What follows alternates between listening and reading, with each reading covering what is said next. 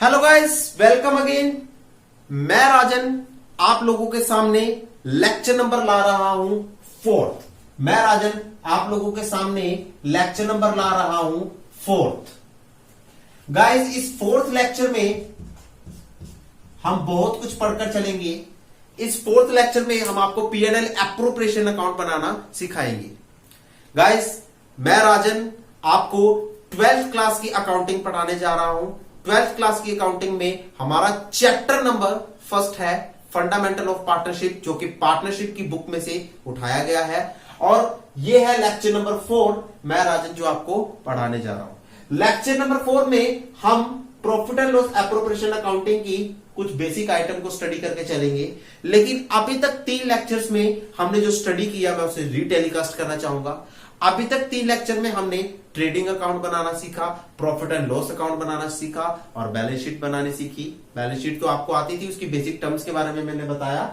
और उसके बाद मैंने आपको यह बताया कि सोल इंडिविजुअल फर्म क्या होती है और पार्टनरशिप फर्म क्या होती है। मैंने आपको इसके बारे में स्टडी करवाया। और पार्टनरशिप फर्म किस किस एक्ट में रजिस्टर्ड होती है।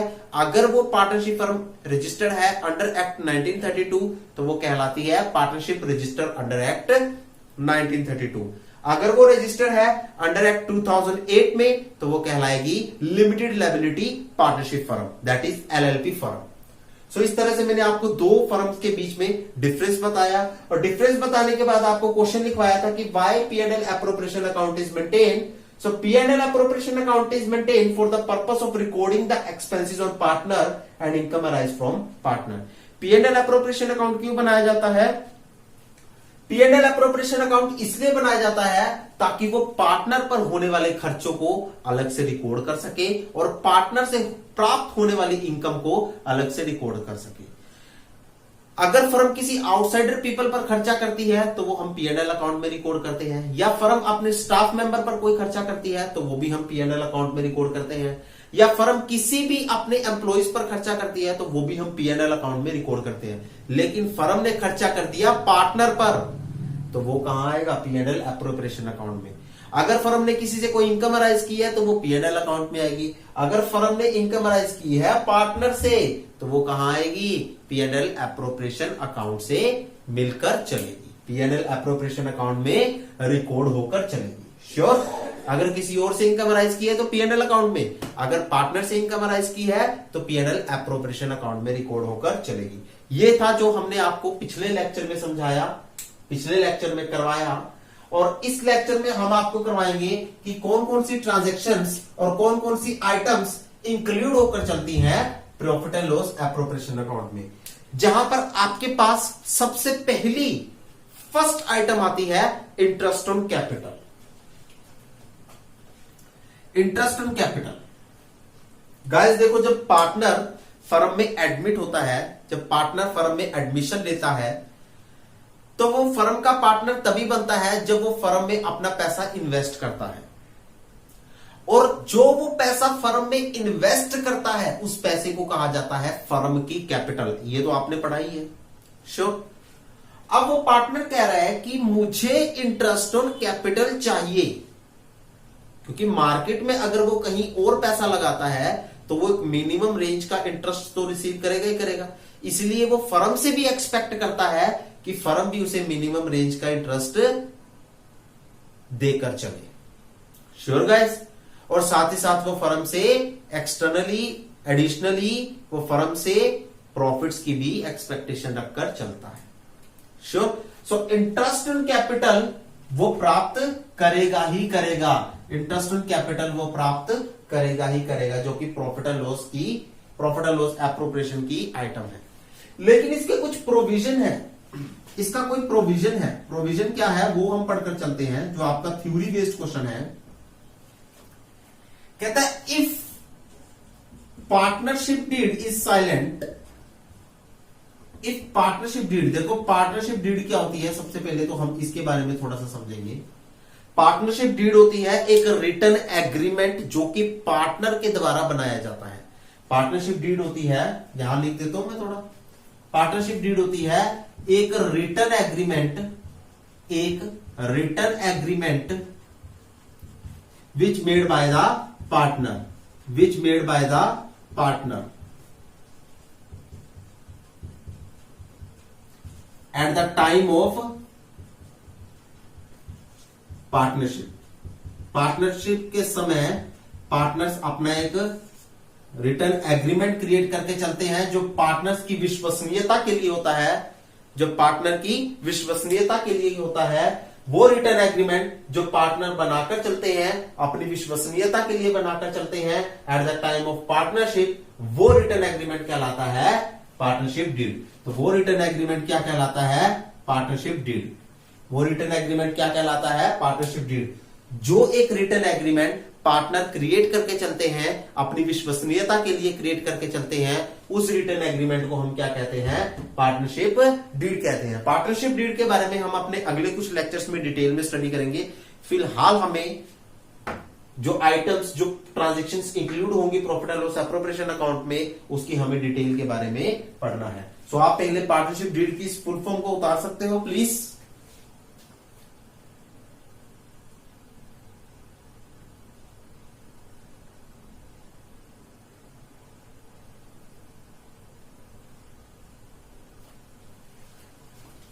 सो नेक्स्ट आता है, हमारे प्रोविजंस के बारे में चलते हैं।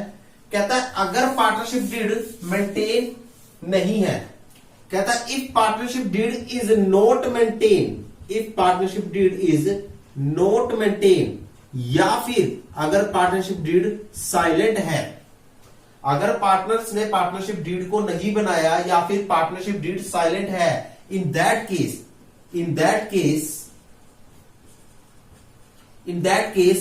no interest on capital is allowed, no interest on capital is payable, no interest on capital is allowed, या फिर payable by firm to partner, payable by firm to partner। अगर पार्टनरशिप डीड साइलेंट है तब कोई भी interest on capital firm के द्वारा partner को पे नहीं किया जाएगा। Sure guys? अगर पार्टनरशिप डीड साइलेंट है, अगर पार्टनरशिप डीड साइलेंट है, मेंटेन नहीं हुई, तो उस केस में कोई भी इंटरेस्ट ऑन कैपिटल नहीं दिया जाएगा फर्म के द्वारा पार्टनर को। Sure guys? But if partnership deed is maintain, अगर पार्टनरशिप डीड मेंटेन है, अगर पार्टनरशिप डीड मेंटेन है, then interest on capital is allowed, then interest on capital is allowed, and if rate of interest on capital is mentioned, अगर rate of interest on capital का rate mention है, अगर interest on capital का rate mention है, then interest on capital is given according to that। if rate is not mentioned, अगर rate नहीं लिखा हुआ कोई भी, अगर इंटरेस्ट ऑन कैपिटल का रेट इज नॉट मेंशन नहीं है, then interest on capital is given at the rate of 6% per annum। तब उस केस में इंटरेस्ट ऑन कैपिटल कितना दिया जाएगा? 6% पर एनम दिया जाएगा।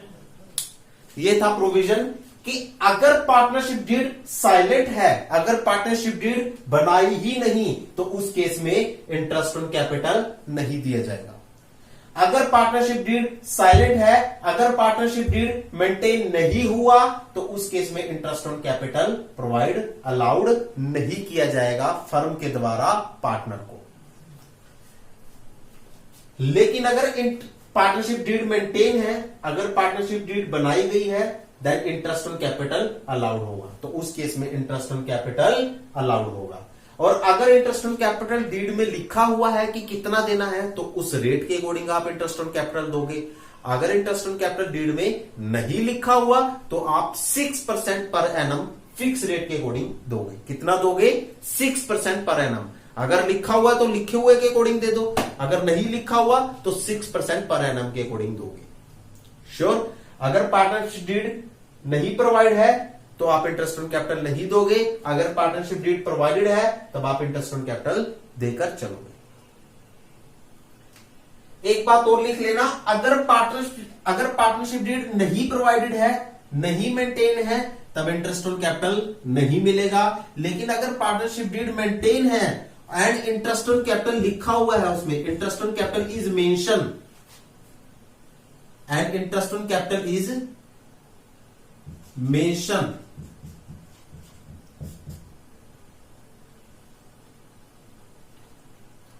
And provision for interest on capital is mention. यहां आप लिख सकते हो गाइस, वर्ड यूज कर सकते हो provision, and provision for interest on capital is mention, and provision for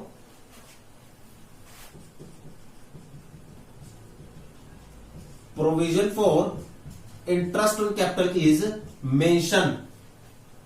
अगर इंटरेस्ट ऑन कैपिटल का प्रोविजन मेंशन है, श्योर, अगर इंटरेस्ट ऑन कैपिटल का प्रोविजन मेंशन है तब उस केस में इंटरेस्ट ऑन कैपिटल अलाउड होगा। लाइक फॉर एग्जांपल, अगर पार्टनरशिप डीड नहीं बनाई तो कोई भी इंटरेस्ट ऑन कैपिटल नहीं मिलेगा। ये बात क्लियर। नेक्स्ट, अगर पार्टनरशिप डीड बना रखी है और उसमें पार्टनरशिप डीड में आपका इंटरेस्ट ऑन कैपिटल का प्रोविजन भी मेंशन है, तभी इंटरेस्ट ऑन कैपिटल मिलेगा। मतलब इंटरेस्ट ऑन कैपिटल के मिलने के लिए पार्टनरशिप डीड का बनना जरूरी है और उसका पार्टनरशिप डीड में इंटरेस्ट ऑन कैपिटल का प्रोविजन लिखना भी जरूरी है। मतलब पार्टनरशिप डीड का बनना जरूरी है और साथ साथ उस डीड में प्रोविजन का लिखा हुआ होना भी जरूरी है, तभी इंटरेस्ट ऑन कैपिटल मिल पाएगा, अदरवाइज इंटरेस्ट ऑन कैपिटल नहीं मिलेगा। अगर इंटरेस्ट ऑन कैपिटल का रेट प्रॉपरली लिखा हुआ है पार्टनरशिप डीड में, देन उस रेट के अकॉर्डिंग दो। अगर रेट नहीं लिखा हुआ या रेट लिखना भूल गए हैं तो 6% पर एनम के अकॉर्डिंग आप इंटरेस्ट ऑन कैपिटल दे सकते हो। तो यहां मैं चार्ट बना देता हूं, आपको पता चल जाएगा। अगर डीड नोट प्रिपेयर है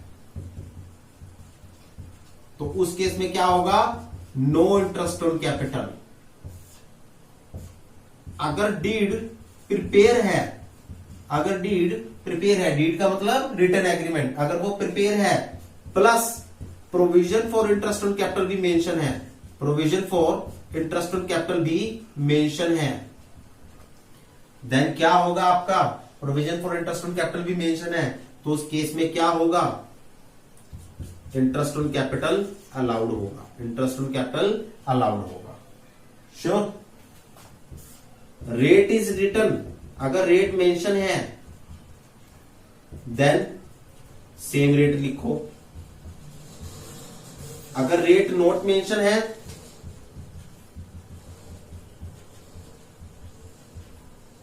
देन 6% पर एनम दो, देन 6% पर एनम दो। अगर रेट मेंशन है तो वही सेम रेट दो, अगर रेट मेंशन नहीं है तो 6% पर एनम दो। श्योर गाइस, ये थे आपके कुछ basic concept interest on capital को लेकर। प्लीज आप इसे रिटन डाउन कीजिए। तो गाइस, इंटरेस्ट ऑन कैपिटल आप लोगों के लिए क्या है, इंटरेस्ट ऑन कैपिटल फर्म के लिए, थोड़ा सा मैं यहां कॉलम, यहां 2 टेबल बनाता हूं। एक टेबल में तो हमने लिखना है कि ये एक्सपेंसेस है या इनकम है, और दूसरे टेबल में हम लिखेंगे कि ये किस अकाउंट में आकर चलेगा। श्योर। पहले टेबल में हम लिखेंगे कि ये एक्सपेंस है या इनकम है, दूसरे टेबल में हम लिखेंगे कि ये किस अकाउंट में आकर चलेगा। इंटरेस्ट ऑन कैपिटल फर्म के लिए क्या है, यहां पर हम फर्म की बात कर रहे हैं सर, यहां हम फर्म की बात कर रहे हैं। So interest on capital firm के लिए क्या है, एक एक्सपेंस है, फर्म के लिए एक एक्सपेंस है। सेकंड, इंटरेस्ट ऑन ड्रॉइंग, देखो पार्टनर अपने पर्सनल यूज के लिए पैसा निकालता है, पार्टनर अपने पर्सनल यूज के लिए पैसा निकालता है। जब पार्टनर ने फर्म को पैसा दिया था तो वो बदले में रेट की, इंटरेस्ट ऑन रेट की एक्सपेक्टेशन करता था। श्योर।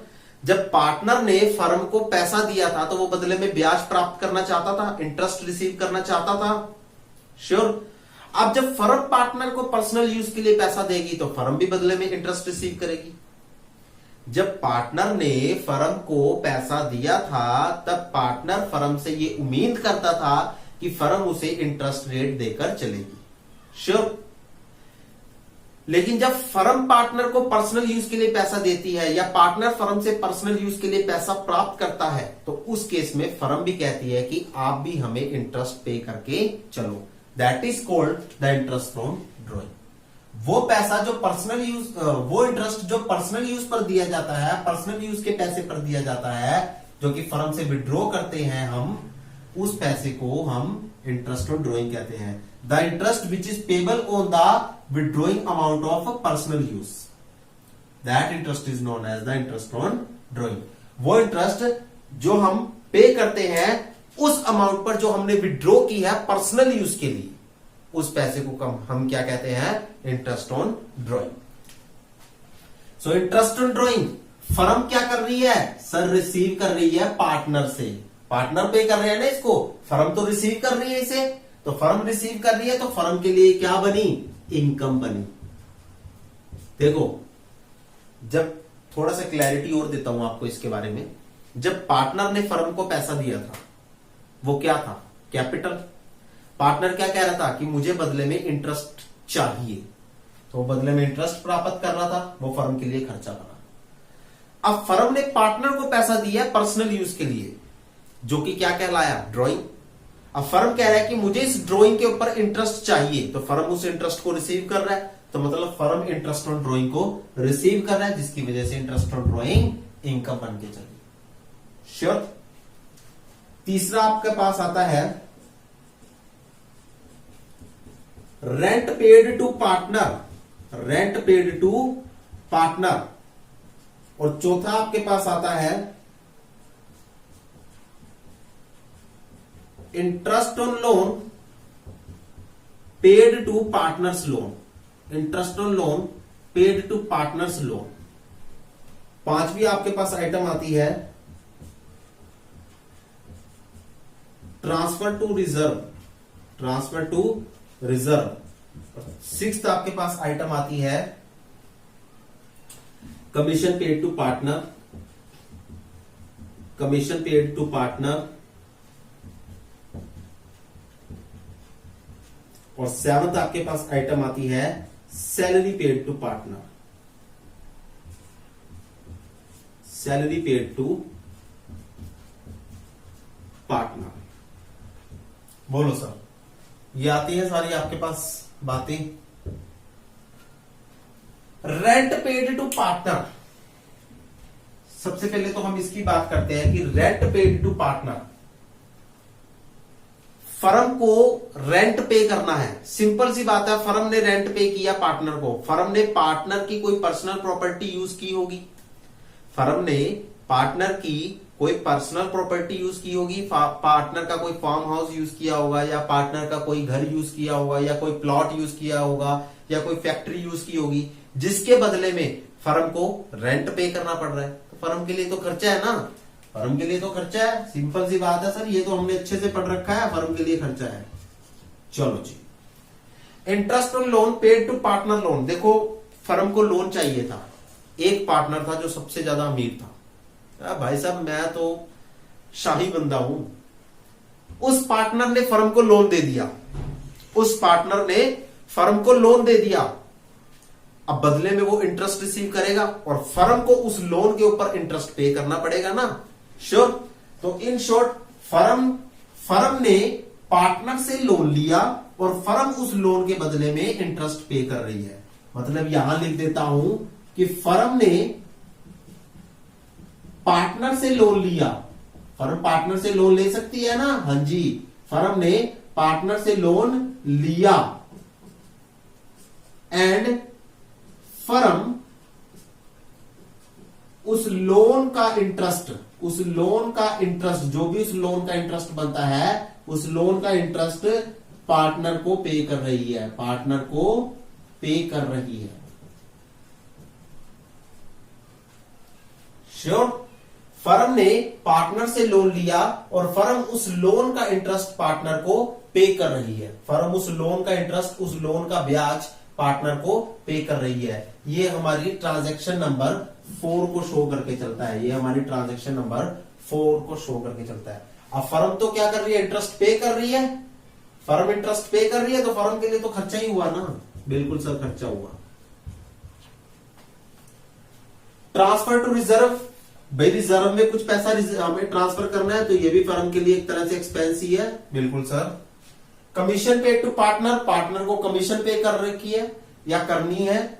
सपोज करो पार्टनर ने कोई ऐसा काम किया जिसके बदले में उसे कमीशन मिलनी चाहिए, ठीक है ना। पार्टनर ने कोई एक्स्ट्राऑर्डिनरी काम किया जिसके बदले में उसे कमीशन मिलनी चाहिए, तो उस वे में फर्म पार्टनर को कमीशन पे करके चलती है, तो ये भी क्या हुआ, एक्सपेंस हुआ।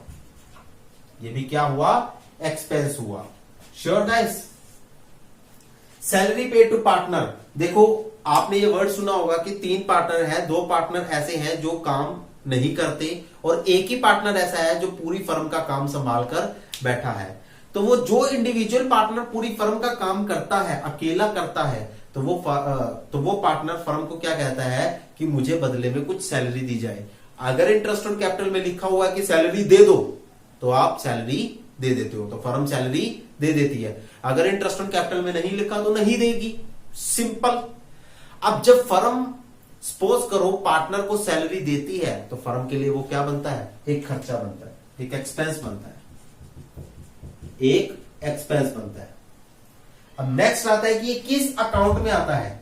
सर इंटरेस्ट ऑन कैपिटल किस अकाउंट में आएगा, पार्टनर का खर्चा है ना, पार्टनर का खर्चा है, फर्म पार्टनर के लिए खर्चा कर रही है। श्योर, फर्म पार्टनर के लिए खर्चा कर रही है तो ये किस अकाउंट में आएगा, profit and loss appropriation account में आएगा। Interest on drawing, firm partner से इनकम रिसीव कर रही है तो ये भी कहां आएगा, profit and loss appropriation account में आएगा। श्योर।